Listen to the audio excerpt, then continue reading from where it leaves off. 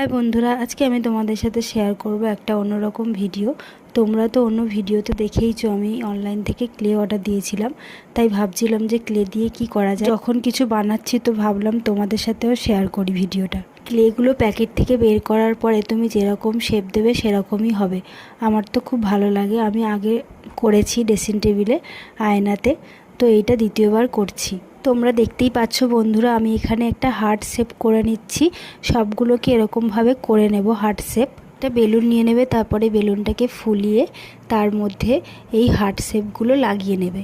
চাইলে পুরোটা রাউন্ড শেপও করা যায়, আমি শুধু মাঝখানটা একটু ইউনিক লাগার জন্য আমি এটা করেছি। ক্লেগুলো নরম থাকতে থাকতেই লাগাতে হবে, শক্ত হয়ে গেলে কিন্তু আর লাগবে না। বেলুনের মাঝখানটা শুধু হার্ট শেপ রেখে তারপরে বাকিগুলো আমি রাউন্ড শেপ করে দিয়েছিলাম। তো বন্ধুরা, এটা করার সময় আমার ডবল খাটুনি হয়েছে।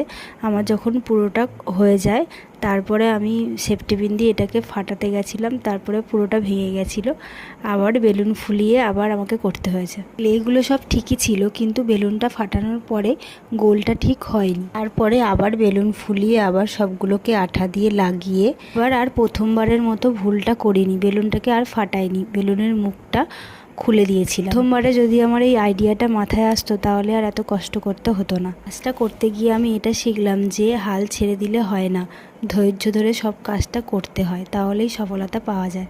ধৈর্য হচ্ছে মানুষের সফলতার আসল কারণ। যখন প্রথমবারে এটা খারাপ হয়েছিল তখন যদি আমি এটা আর ছেড়ে দিতাম, আর করতাম না, তাহলে এত সুন্দর জিনিসটা আমি দেখতেই পেতাম না। তোমরা বলো বন্ধুরা, আমার এই হাতের কাজটা তোমাদের কেমন লাগলো? ভালো লেগে থাকলে লাইক করে দিও আর কমেন্ট করে জানিও তোমাদের কেমন লাগলো। এটা বন্ধুরা, দেখা হচ্ছে অন্য কোনো ভিডিও।